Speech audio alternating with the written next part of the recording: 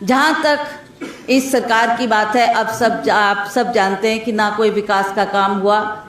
ना ही कोई ऐसा बड़ा कार्य हुआ जिसको हम कह सकें कि इनके कार्यकाल में जयराम ठाकुर की सरकार की ये देन है। और उसी तरह से जो स्कैंडल्स इनके कार्यकाल में हुए, पुलिस में भर्ती में घोटाला आपके सामने है कि किस तरीके से इन्होंने, बहुत से बच्चों ने उसमें आवेदन दिया था, बहुत ने बच्चों ने वो टेस्ट क्लियर किया था और उनको लगता था कि हमें एक सरकारी नौकरी उपलब्ध होगी, पर उसमें भी इन्होंने ये कह दिया कि ये इसमें एक घोटाला हुआ है, जबकि सब जानते हैं कि किस तरीके से ये जो ये पुलिस की भर्ती में एक स्कैंडल हुआ है वो आप सबके सामने जाहिर है। उसी तरह से हम जानते हैं कि पिछले 5 सालों में बहुत सी आशाएं जो लोगों को थी, चाहे वो सड़कें बनाने की बात थी, हमारे किसान बागवान जो बहुत त्रस्त थे और उनको लगता था कि शायद इस सरकार हमारी मदद करेगी, और उसमें भी उनके आशाओं के मुताबिक ना वो सड़कों पर पैचवर्क हुआ, ना वो सड़कें बनी, ना वो सड़कों को दुरुस्त किया गया, और बागवान और किसान त्रस्त रहे क्योंकि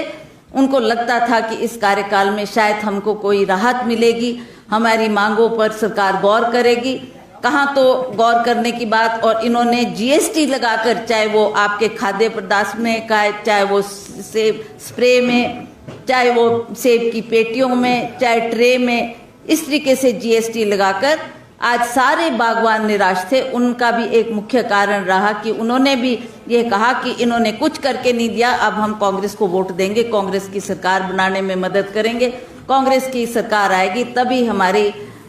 आशाओं को हम सफल कर पाएंगे।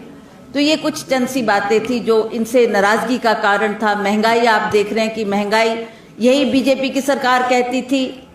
यही प्रधानमंत्री जी ने अपने वक्तव्य में अपने मुख से कहा कि अगर आप मुझे मौका देंगे, जब ये प्रधानमंत्री नहीं बने थे तो उन्होंने कहा जब मेरा वक्त आएगा तो मैं ये 450 का सिलेंडर, इसकी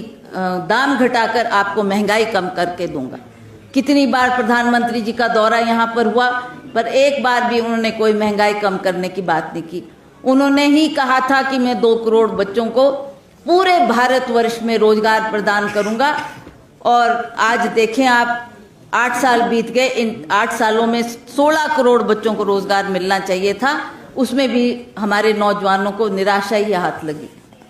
तो इस तरीके का कार्यकाल इनका रहा, इससे बहुत निराशा लोगों को हुई है। गोयल मोटर्स विभिन्न पदों हेतु आवेदन पत्र आमंत्रित करता है, जिसके लिए अनुभवी व फ्रेशर्स सभी आवेदन कर सकते हैं। इंटरव्यू के लिए अभी 9418035372 पर कॉल करें या अपना बायोडाटा ईमेल करें hr@goyalmotors.com पर।